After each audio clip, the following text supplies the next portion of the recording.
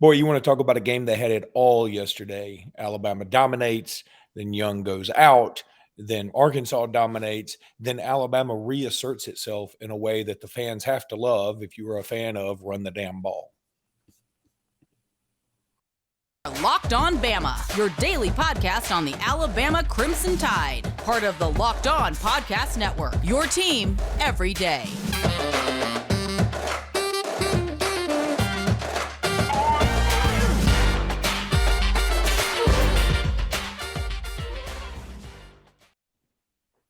Hey, everybody, and welcome back into Locked On Bama. Even Jimmy is welcome back into Locked On Bama. I'm Luke Robinson. He's Jimmy Stein. Jimmy, how are you today? Good. That was my Chris Collinsworth slide. That's sort of famous in sports broadcasting for those that don't know.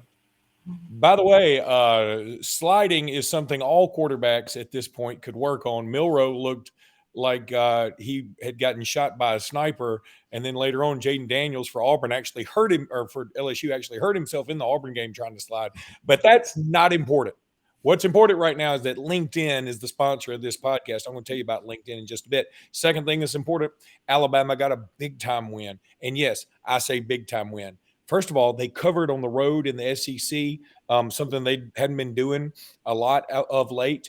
They covered on the road in the SEC when they lose Bryce Young, who was on pace to pass for, I'm not great at math, 1,800 yards in that game. He was slinging it all over the place.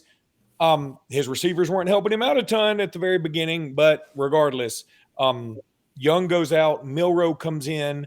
Milroe looks I think Milroe proved his worth. He alleviated some fears about him. He could have hit Jermaine Burton a little better on that deep pass. It's probably a touchdown if he hits him.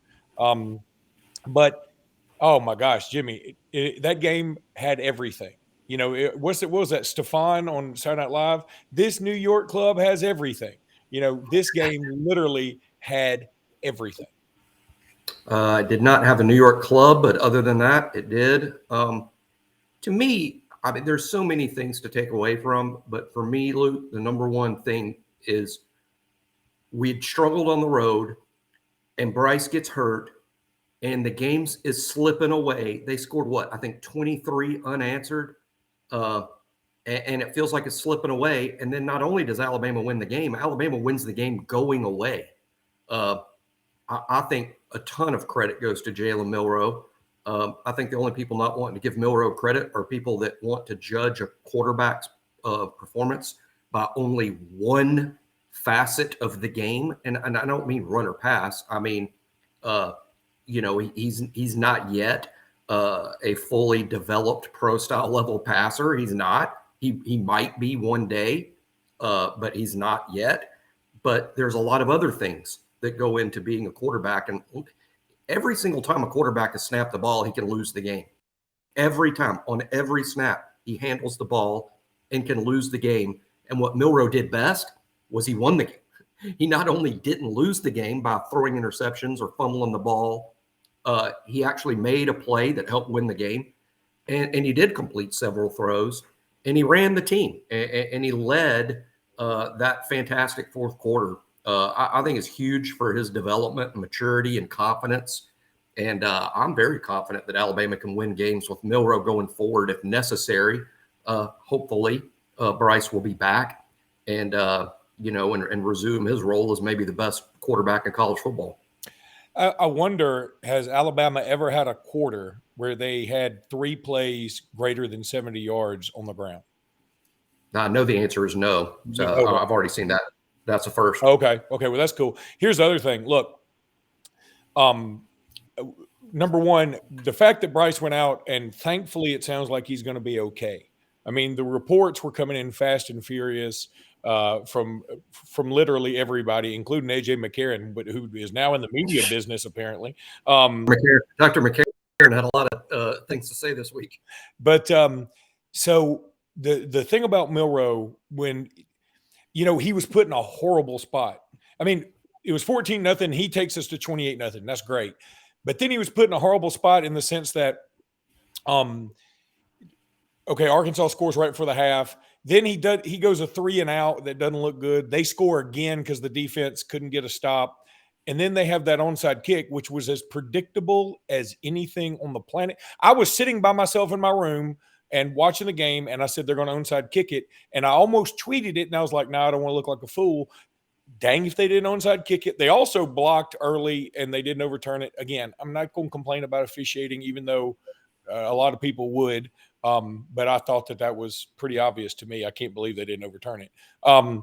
But then – so Milroe was in this spot where all of a sudden, okay, if you're the backup and you have a 28-0 lead, you're in pretty good shape, right? You can sort of feel things out. Well, on that 3rd and 15, when it was 28-23, it was like something clicked. He was like, I'm just going to take off. And to watch Bumper Poole, who is a great SEC linebacker, really get embarrassed by Jalen Milroe's speed and quickness. Was fantastic. And I swear, I think this ends up being a good thing for Alabama. Milroe finally has to come into a game that means something. He has to come into a moment that means something. So this is good for the future of Alabama. Raising both hands, I don't want Bryce Young hurt. I don't want him to miss any more time. I want him on the field next week. I hope that happens. I don't know that that'll happen. We don't know yet. But I want him definitely back for Tennessee. There's no doubt about it. But I feel a lot better about Jalen Milroe at this point. Well, yeah. I mean, should Alabama have to play? And we'll obviously talk about it all week on the show. So everybody tune in every day. Hopefully Bryce will be back next week. If he's not, if we know, like right now, okay, he'll be fine going forward, but Milroe is going to be the quarterback next week against A&M. I will still be very confident that Alabama will win the game and look fairly good.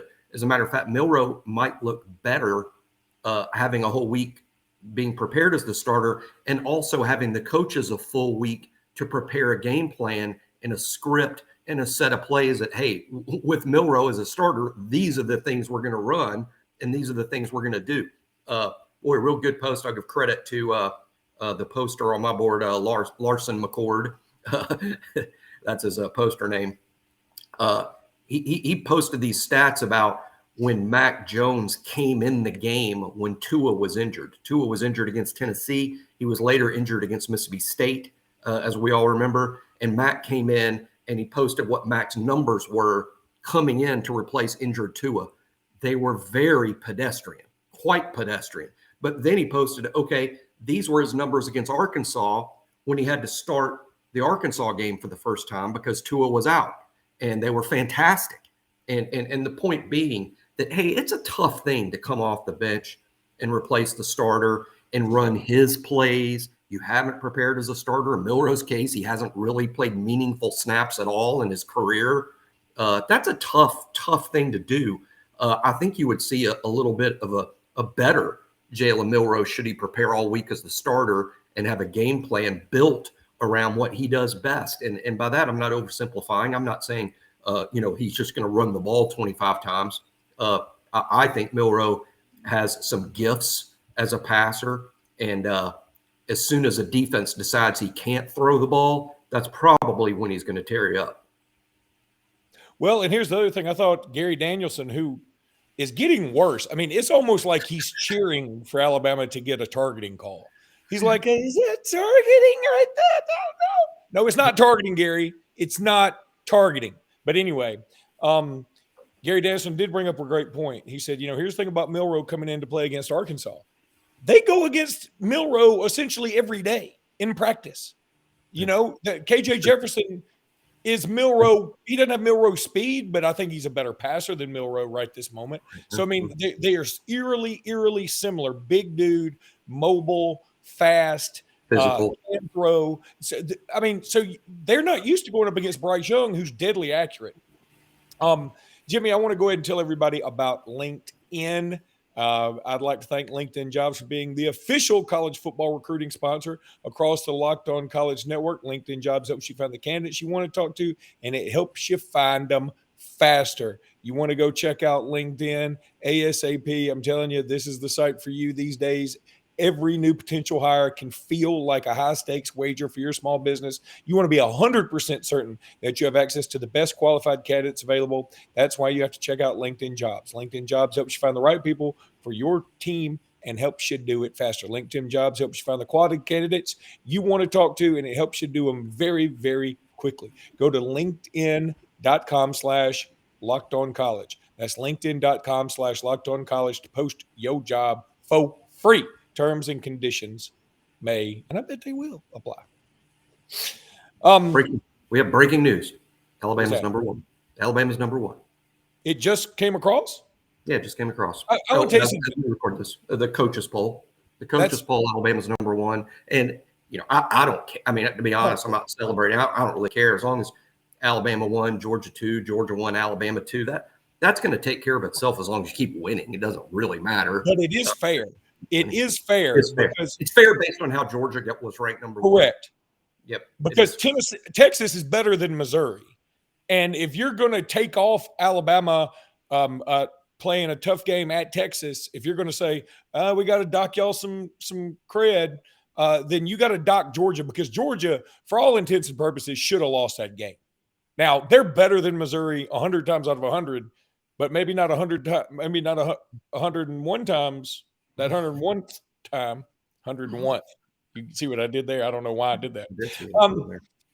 Jimmy, okay, so let's go back to Bryce Young for a second. Do you have anything that makes you think Bryce Young will be missing multiple weeks? I don't have any news to report. I don't have any confirmed news. All I'll just say is based on what I hear, I guess we will see Bryce Young next week. That's what I think is going to happen, is that Bryce will quarterback the A&M game based on what, and I'm based on primarily on what Nick Saban said post game. Really, that's not a big secret. I mean, Saban said it himself. I mean, it's I believe Bryce will play next week. If he doesn't, I think he would be back very soon.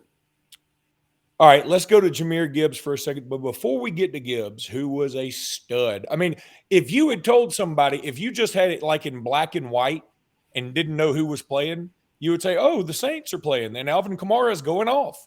That he was so Alvin Kamara that Alvin Kamara probably had to look at his passport in London and go, am I sure I'm in London? Because I'm supposed to be playing the Vikings today, but it looks like I'm in Fayetteville, Arkansas. He was fantastic, and it was very similar to the run. Both of his runs are very similar to the run he made in the 8A game. This is what we've been waiting for, and all the credit to the offensive line. The offensive line was they've been much maligned on the run blocking, especially in the fourth quarter. They got their act together. Yes, they had some moments where they held, and yes, they didn't play a perfect game. But in the fourth quarter, they were really good. And the vision on Jamir Gibbs to make that cutback and the speed at which he changes direction to, I mean, he's going to the right, up, going straight. And, I mean, the hole that he saw develop was flat out amazing. I don't know that we've had a back with that kind of vision. We've had better backs, I think, but we hadn't had a back with that kind of vision, in my opinion. I mean, maybe Trent Richardson at times, but boy, I was so impressed. And one of our loyal listeners emailed me and said, hey, would y'all talk about Seth at center, what kind of job he did? I thought he did a really nice job.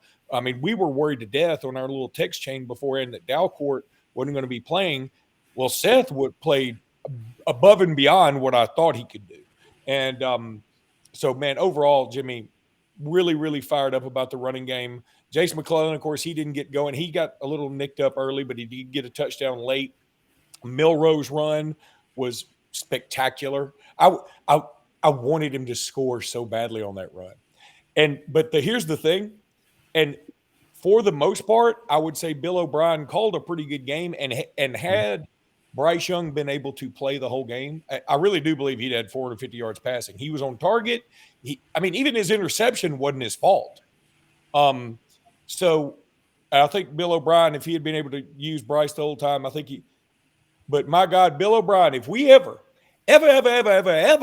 get down to the 2-yard line again after our monstrous running back of a quarterback takes us down there, and then you decide you want to do a play action pass on 1st and goal, right? I give full authority to anybody who's in that booth with you to fire you then. And the beautiful thing was, and everybody saw it, Nick Saban said on TV, almost got picked up by CBS cameras, run the effing ball. And he was as frustrated as the rest of us. Just run it. Right. I'll just one word. I mean, first of all, I agree. I'm not complain about play call guys. Everybody listens to the show knows. I mean, I think it's a difficult job. There's all sorts of things going on that fans are unaware of when these play calls are made. But on the surface, that was a play call that set me off, and I don't get set off much. I was very, very upset, when Milroe threw that ball in that situation. I would just want one word based on how our offense is designed and run, and it could have been an RPO situation. That might have been a Milroe thing and not an O'Brien thing, which means shame on Milroe and shame on the coaches that could allow for such a possibility, because Jalen's just not experienced enough, I think, to have that level of authority. But, it could have been an RPO type situation. Regardless of what happened, that should have been 4 runs from the 2, from Milroe or from Gibbs or from Roydell or anybody.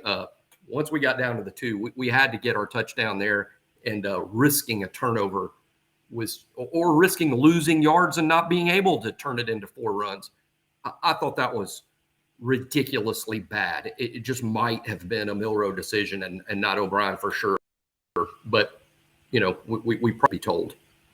Even if Bryce Young were in there, and I could understand if Bryce Young were in there, that's sort of his thing. We talked about this last week. Maybe we're just a passing team, short passing team, and occasional deep ball with Bryce Young in there. I'm cool with that. Even with Bryce in there in that situation, and we just had and Bryce Young had just run 77 yards.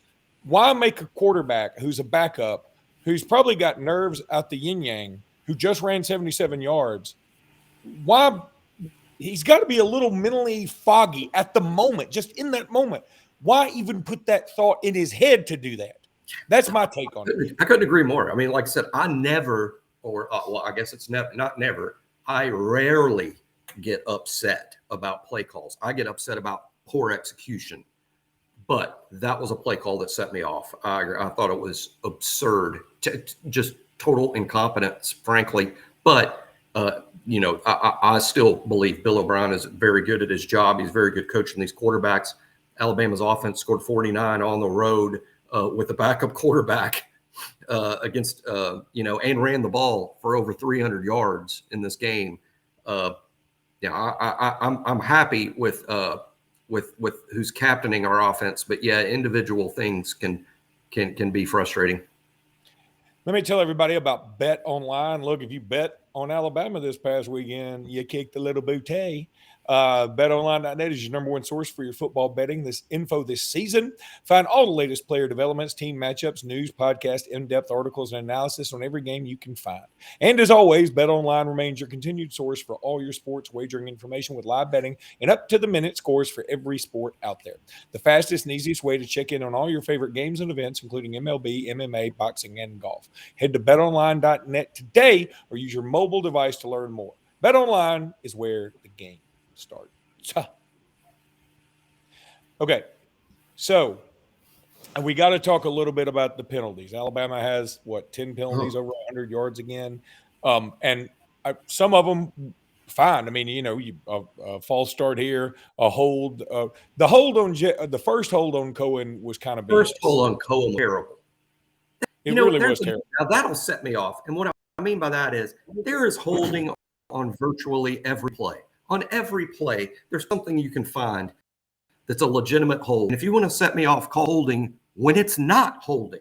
That's right. See, I'm more mad about that than I was about throwing inside the 5. But the one that really set me off, and I think everybody's in agreement on this one, Henry T, man, what on God's green earth are you doing? We're off the field. We got a sack. You come in from out of nowhere and push a man. I mean, it makes no sense. As soon as it happened, I thought the flag was a hair late. As soon as it happened, I was like, don't throw a flag. Oh, there it is.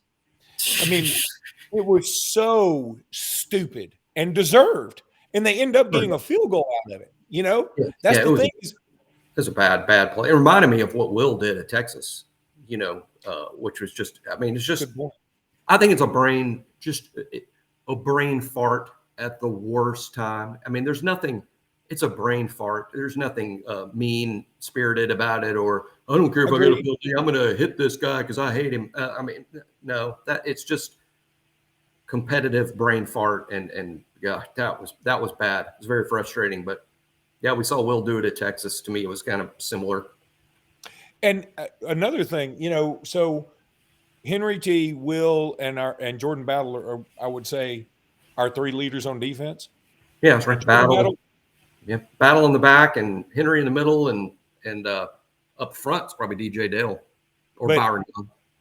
But so now Will had the moment at Texas, which he's been like perfect since then. He's actually number 2 in sacks in SEC now, behind Drew Sanders, ironically. And then Henry T had his moment. I could also argue, man, there was a play yesterday when on third down. Will Anderson was all over KJ Anderson. He hits the guy. He hits his receiver, and the receiver gets it. Battle has him tackled 8 yards short of the marker, and he wriggles out of Battle's tackle. And so there's 3 big moments from our leaders that they got to kick it up a notch. Now, Will Anderson's already done it, and we need Henry to pick it up a notch from that. He's smarter than that. He's a smart dude. Battle is a sure tackler. He's got to be even more of a sure tackler than he's been. The special teams gaffes, man, dude, what on God green earth? What was that snap? Does anybody have an idea of what the hell that snap was? That was at a 45-degree angle. Like my read on it, and I don't know. I bet Saban does address it. I hope so. Watching it, I think sometimes what can happen is long snapper looks either between his legs or to his side, and I think he snapped it directly where he intended to snap. I think he was snapping it to that guy. I think he thought that was Burnham. I think he just snapped it to the wrong guy.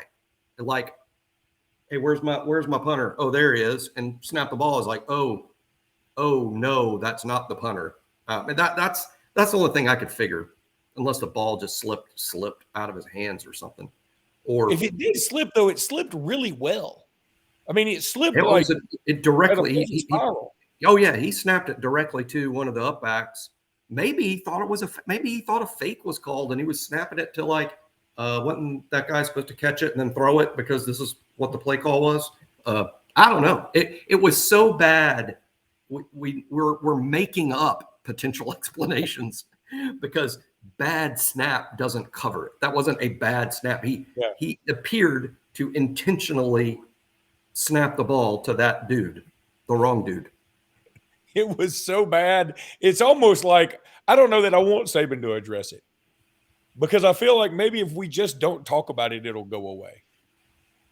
You think? What's kind of funny is there's Instagram. I've posted them on my board. There's Instagram videos of Neil and Hibbett, the long snapper.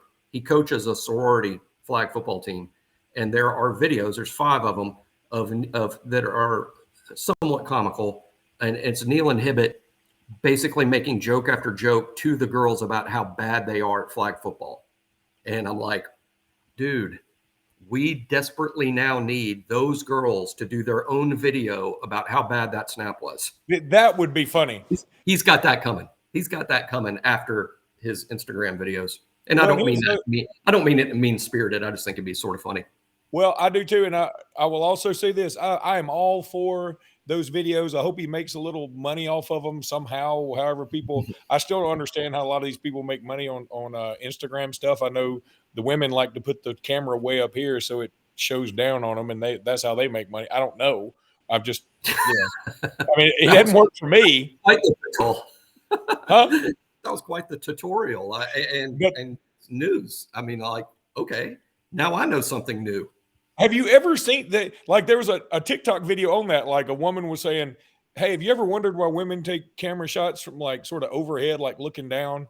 It's not because they all just do that coincidentally. It is no. Whenever they got that selfie stick thing, they're always holding it up aloft, True. And everybody looks like Dolly Parton from that angle. It's amazing. But you know, I'm all for his doing those videos. But when you make a snap like that, I'm like, chill on those videos for a while and let's snap it to our punter. And then you can get back to the videos. We don't even punt much. It's funny. No one knows the long snapper until something like that happens. Yeah, now we all know. Yeah, because they did show him a lot too. He kept after that play, they kept after every replay, they kept showing him like with his helmet off. If I were him, I would have kept my helmet on and probably turned it the other way so people couldn't see my face. But and the other thing is we got to tell our punter, you have to kick that out of bounds. You have to. Yeah. Yeah. He panicked a little bit and just, yeah. Or kick it out of the end zone, I mean, not out of bounds. Yeah. Yeah. Or just, yeah. Yeah. So, all right. Well, that's going to do it for today's episode, man. There's so much more to cover on this. We still got to talk about the receivers. Got to talk about the young receivers next time. Isaiah Bond. Holy cow. Did Isaiah Bond's long catch not remind you a little bit of Jalen Waddle's long catch against Louisville in 2018 when Tua hit him deep and he kind of fell down? Now, he had to stretch out a little more than Bond did this time, but their first long catch for each one of those guys, they both kind of fall down, which should have been an easy touchdown either way. Yeah, I think that was Waddle's true freshman year, first game. Yeah, first game. He's number 17. Yeah. Yeah, yeah. So, all right. That's going to do it. About this game for day. There's so much more to cover about this game. It's going to be hard to do all we can to review everything and say everything we need to say about Arkansas before we even get to A&M, later in the week. Here's one more thing I got to throw out there. CBS pregame and in-game did no favors to Sam Pittman's physique. I love Sam Pittman. But the way they kept showing him, it was almost like he needed to take an Instagram selfie from above. CBS, hold the camera up over his head. That's. But I was like, dude, y'all don't do this to this man. He's a fine human being. Don't make it look like he's what Kramer and Frank Costanza were talking about with the man's ear. He looks like Dolly Parton with the camera over his head. Donald Parton. All right, everybody. That's going to do it for today's episode. Until next time, roll tide. Roll tide.